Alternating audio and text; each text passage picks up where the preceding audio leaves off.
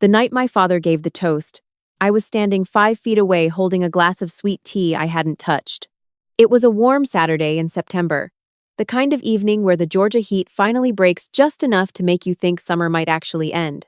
My mother had strung white lights across the back porch. She'd made her lemon pound cake, the one she only made for special occasions. She'd ironed the good tablecloth, the cream one with the embroidered edges she kept folded in the cedar chest. All of it, the lights, the cake, the tablecloth for my brother Marcus's promotion to senior partner at Whitfield & Cole. My father stood up from his chair at the head of the table. He was wearing his navy blazer, the one he wore to church and funerals and moments he wanted to feel important. He tapped the side of his wine glass twice. "I want to say something," he said. Everyone quieted. My aunt put down her fork. My uncle leaned back in his chair. My cousin stopped mid-sentence. "Marcus," my father said, and his voice had that warmth in it that I had spent 31 years trying to earn. "You have done what I always knew you would do. You have made this family proud. You are the reason your mother and I never stopped believing." Marcus smiled and dipped his head like he was accepting an Oscar. He was 34. He had good hair and an easy laugh, and he had never once in his life been told he was too much. I watched my father's face while he spoke. I watched the way his eyes lit up. I watched the way my mother pressed her hand to her chest like she might cry from happiness. I was a cardiothoracic surgeon. I had just completed my second year as an attending at Emory University Hospital. I had performed over 300 open-heart surgeries. I had a 96.4% survival rate in cases that most hospitals wouldn't even take. No one had ever made a toast for me. I set my sweet tea down on the porch railing and excused myself to use the restroom. I stood in my mother's bathroom with the little soap she never let anyone use, looking at myself in the mirror above the sink, and I thought, very quietly, this is fine. I have been here before. I know how to stand in this feeling until it passes. I was wrong, but I didn't know that yet. I grew up in Macon, Georgia, the second child and only daughter of Robert and Diane Calloway. My father was a civil engineer. My mother taught third grade for 26 years. We were not rich, but we were comfortable, and comfort in that house came with conditions. Marcus was 4 years older than me, and from the beginning, the architecture of our family was built around him. His baseball games came first. His college applications were the dinner table topic for an entire year. His mood set the temperature of every room. Not because he demanded it, Marcus was never cruel, not really, but because my parents had decided, somewhere in the early years of their marriage, that a son was the shape a legacy took. I was the footnote. The afterthought. The one who got good grades and was told that was nice, honey, very nice. And then the conversation moved on. When I was 16, I told my father I wanted to be a doctor. He looked at me over the top of his newspaper and said, "That's a long road, Maya. Are you sure you're not just saying that because Marcus is pre-law?" I wasn't. I had known since I was 11. Since the summer my grandfather had bypass surgery, and I stood in that hospital corridor and watched the surgeon come out and tell us he was going to be okay, and I felt something shift in my chest like a key turning in a lock. I knew then, but my father never asked me why I wanted it, only whether I was capable of wanting something for myself. I got into Emory on a full academic scholarship. My father said, "That's great news," and then called Marcus to tell him about a job opening at a firm in Atlanta. I did not come home that Christmas. I told myself it was because of finals. It was not because of finals. Medical school is designed to break you, and it succeeds. The first year, I survived on 4 hours of sleep and vending machine coffee and the particular kind of stubbornness that grows in people who have been told they probably can't. I called home once a week. My mother asked how I was eating. My father asked if Marcus had called me, because Marcus was thinking about taking on a pro bono case and he wanted my opinion. I did not have an opinion. I was dissecting a cadaver heart at 6 a.m. and memorizing the branches of the coronary artery tree. What I remember from medical school is not the exhaustion, though the exhaustion was real. What I remember is the first time I held a human heart in my hands during a surgical observation rotation. And the supervising surgeon looked at me and said, "You're not squeamish at all, are you?" And I said, "No, sir," and he said, "Good. That's rare." I held on to that for years. Someone had noticed something in me that was rare. I matched into cardiothoracic surgery for my residency. It is one of the most competitive surgical subspecialties in the country. Out of 300 applicants for my program, 12 were accepted. I was one of 2 women. I called my parents to tell them. My mother said, Oh, sweetheart, that sounds very demanding. Are you sure you want to do something so stressful? My father said Marcus had just made partner, and wasn't that something? I stopped calling on Sundays. Residency lasted 6 years. 6 years of 100-hour weeks and missed holidays and relationships that dissolved under the weight of my schedule. I watched colleagues burn out and quit. I watched some of them crumble in the break room over patients they'd lost. I crumbled too sometimes, but I always got back up, because getting back up was the only option I had ever given myself. My second year of residency, I lost a patient on the table. A 52-year-old school teacher named Patricia, 3 grandchildren, came in with an aortic dissection we'd caught late. I closed her chest and I walked to the family waiting room and I sat with her husband and I told him, and I drove home at 2 a.m. and I sat in my car in the parking garage for 45 minutes and I did not move. I thought about calling my mother. I thought about what she would say. I thought about my father's voice, the way it sounded when he talked about Marcus. I didn't call. I went upstairs and I showered, and I went back to the hospital at 6 a.m. I learned to be very good at being alone with hard things. By the time I finished my fellowship and accepted the attending position at Emory, I had been largely absent from my family's life for nearly a decade. Not completely. I appeared at Thanksgiving, at Christmas some years, at the Easter when my grandmother was sick and everyone gathered at her house in Savannah. But I was peripheral. I had accepted my role at the edge of things. Marcus had gotten married, had 2 daughters, bought a house in Buckhead. My parents drove up to Atlanta every few months to see them. They had a key to his house. They kept a drawer there with their own things. I lived 20 minutes away. They had never seen my apartment.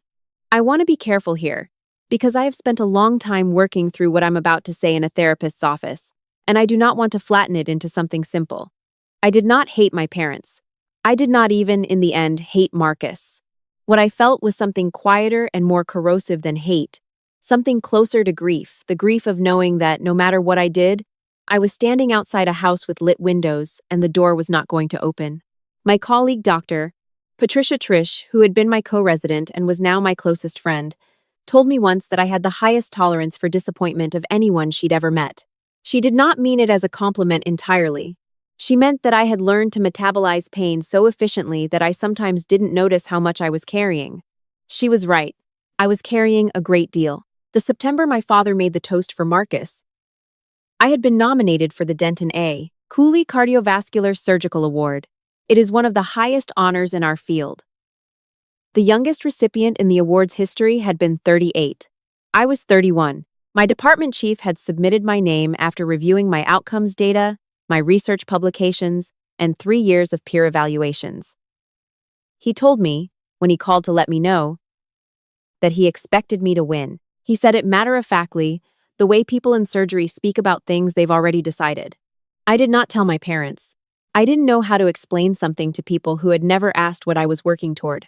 The award announcement was scheduled for mid-October, at the annual symposium of the Society of Thoracic Surgeons in Chicago. I had a plane ticket and a hotel room booked.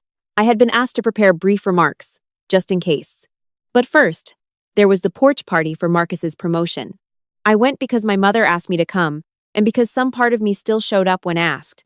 The way you return to a place, not because it feels like home, but because you remember once believing it could. I drove over from my apartment on a Saturday afternoon. I brought a bottle of wine and a card for Marcus that I'd signed with my name and nothing else, because I didn't know what else to write. The party was small. My parents, my aunt and uncle, 2 cousins, Marcus and his wife and the girls, and me. I helped my mother carry things to the porch. I complimented the lemon pound cake. I talked to my cousin about her new job for 20 minutes because she was someone who asked me questions back. Then my father stood up and gave the toast. I will not pretend I felt nothing. I felt the specific kind of nothing that is actually everything, compressed until it has no more room to move. I excused myself. I stood in the bathroom. I came back out.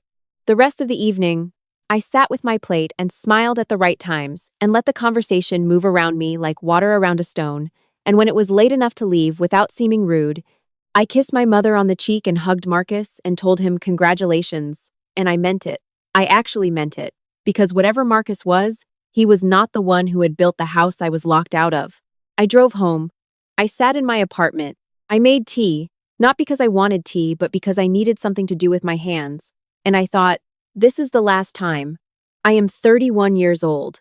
I have rebuilt broken hearts with my own hands. This is the last time I sit at a table waiting for something that is never going to come.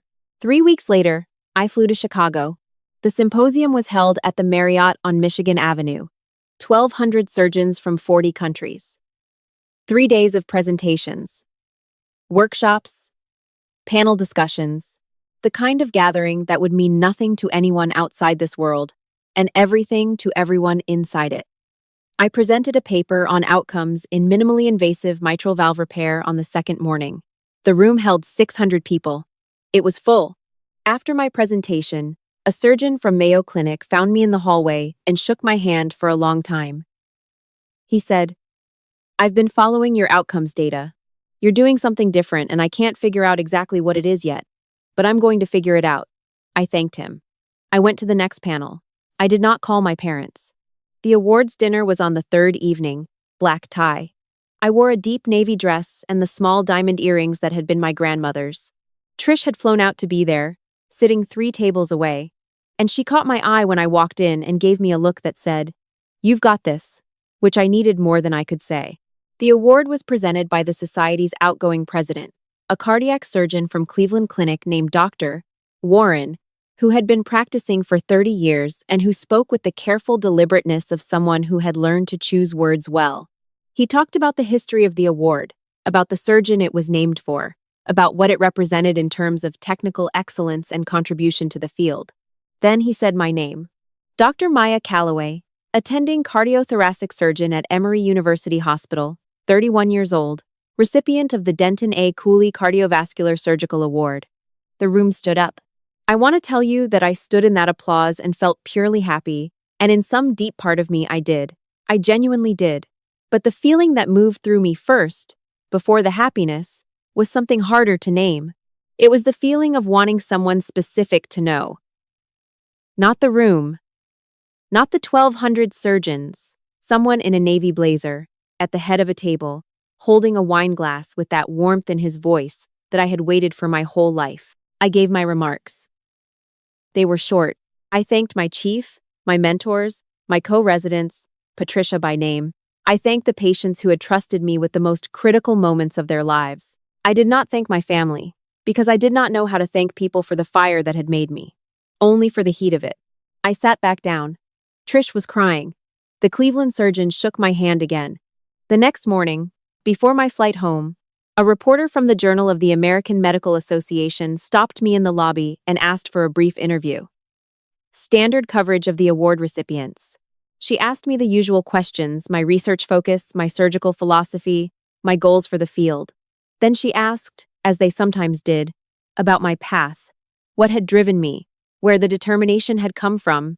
I paused for just a moment, and then I said, I grew up in a household where I wasn't the one anyone expected to do something extraordinary. I think that's actually useful. When no one expects anything from you, you learn to expect everything from yourself. She wrote it down. The interview ran in the JAMA Digest the following week, with a photo from the awards dinner, and the headline read, Youngest Recipient in Award History. Dr. Maya Calloway redefines the ceiling of cardiac surgery. The article was picked up by the Atlanta Journal-Constitution, then by the AP Wire. Then, somehow the way things sometimes move in the information current without any intention, it was shared on the Emory Health social media channels, and it reached a few thousand people, and one of those people was my cousin, who sent it to my aunt, who printed it out and brought it to my mother's house on a Tuesday afternoon. My mother called me that evening. She said, Maya, your aunt brought me something. There was a sound in her voice I did not immediately recognize. I waited. An article. About an award. Your chief sent a message too. I found it. I think it was meant for your father. His email got mixed up somehow in the alumni database. From before it said you were the youngest person to ever receive this honor. In the field's history. She paused. Why didn't you tell us? I sat very still in my apartment. The tea on my counter had gone cold. I didn't think you'd want to know, I said. It was the most honest thing I had said to my family in years. There was a silence that lasted longer than silences, usually last on phone calls. I could hear my mother breathing. I could hear the television in the background of her living room, the same sound I had grown up falling asleep to. That's not, she started. Maya, that's not, Mom. I kept my voice level. I had learned to keep my voice level. It's okay. I'm okay. I stopped waiting a while ago, and I think that was the right thing to do. She started crying then.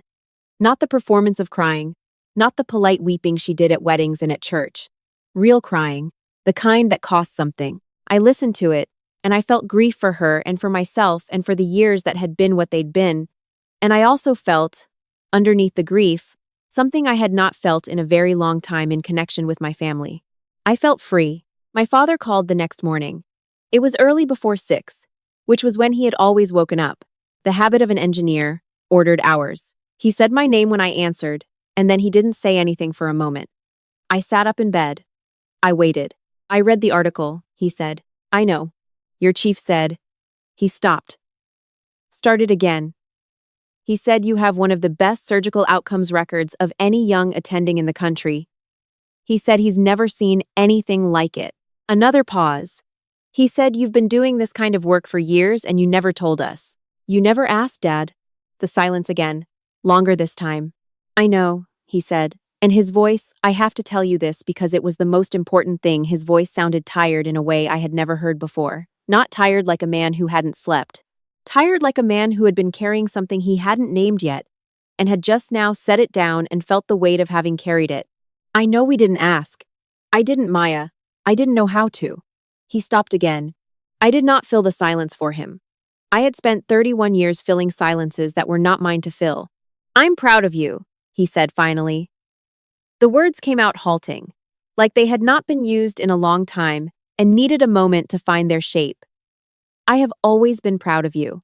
I didn't show it the way I should have, and I'm sorry. I am genuinely sorry. I looked out my window at the Atlanta skyline going pale in the early light. The same city, the same sky, something different in it now. I appreciate you saying that, I said. I need some time, Dad. I need to sit with it. I understand, he said. Take whatever time you need. We said goodbye. I put the phone down on my nightstand and I sat in my bed in the early quiet of my apartment, and I thought about something Trish had said to me during residency.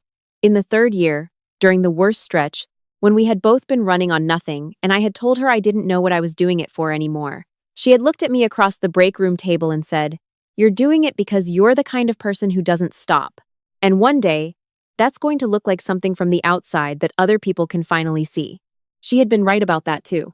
Marcus called a week later. It was a Sunday, which was not when Marcus called people. He called on weekdays, quickly, between meetings. A Sunday call was different. I answered. "Hey," he said. "You got a minute?" "I've got a minute." He was quiet for a second. Mom told me about the award. The full story, I mean. Not just she told me a lot more than I knew. He exhaled. "Maya, I didn't know. I want you to know that I genuinely didn't know how much they were. I'm not going to make excuses for them or for me, because I was there and I should have seen it. I just want you to know I'm sorry. I thought about all the Christmases, the phone calls, the porch with the white lights and the lemon pound cake and my father's voice with that warmth in it that wasn't for me. I believe you, I said, and I did. Marcus and I were not close. We had never been close, but he was not a bad man. He was just a person who had lived inside a system so long he had forgotten it was a system. I'd like to take you to dinner, he said. If you want. No agenda. Just I'd like to get to know my sister. I considered it. Okay, I said. Yeah, okay. We went to dinner the following Saturday. It was strange and halting and honest in the way that conversations are when they start late. We talked for 3 hours. He told me about things in his life I hadn't known. I told him some things in mine. We did not resolve 31 years over pasta in a Buckhead restaurant, but we started something that felt like the possibility of something real, and I thought that was enough for now. I did not rush back to my family. I did not perform forgiveness or manufacture warmth I didn't have yet. What I did was make a decision, quietly, the way I made most of my important decisions, that I was going to build my life forward and not backward, that the energy I had spent for years pressing against a door that wouldn't open was mine now. That I was going to use it for something. I started a mentorship program at Emory the following spring. Young women from underserved communities, interested in medicine, needing someone to sit across a table from them and ask them why they wanted it and then actually listen. I met with 12 students the first semester. By the second year, we had 34. I gave a talk at a conference in Boston in the spring. Someone in the audience asked me afterward what I would tell my younger self. I thought about the 16-year-old sitting across from her father in his newspaper, being asked whether she was sure. I thought about the girl who had stood in a hospital corridor and felt a lock turn. I would tell her, I said, that the people who don't believe in you are giving you the most important information of your life. They're telling you exactly how much space they have for what you're going to become. And you can grieve that space being too small. But you can't live inside someone else's ceiling. You have to go build your own house. Several people came up to me afterward. They all said variations of the same thing. They all said I needed to hear that. There is one more thing I want to tell you. 3 months after the award, my department chief sent me an email. He said the Society of Thoracic Surgeons had been contacted by a journalist from The Atlantic, who was writing a long piece on women in cardiac surgery. The journalist had specifically requested me as the primary subject. The piece would run in their print issue in the fall. Would I be interested? I thought about it for 24 hours. Then I said yes. The journalist came to Atlanta for 4 days. She sat in the back of my OR full protective gear, observation only, and watched me perform a double bypass on a 61-year-old retired firefighter named Henry, who came through beautifully and who, when I checked on him in the recovery room, said, "You got good hands, Doc." And I said, "I've been told," and he laughed despite the chest tube. She interviewed my chief, my colleagues, 3 of my former patients. She interviewed Trish, who told her, among other things, that I was the most technically gifted surgeon she had ever trained beside, and that she had known it since our 2nd week of residency. I did not know Trish had thought that.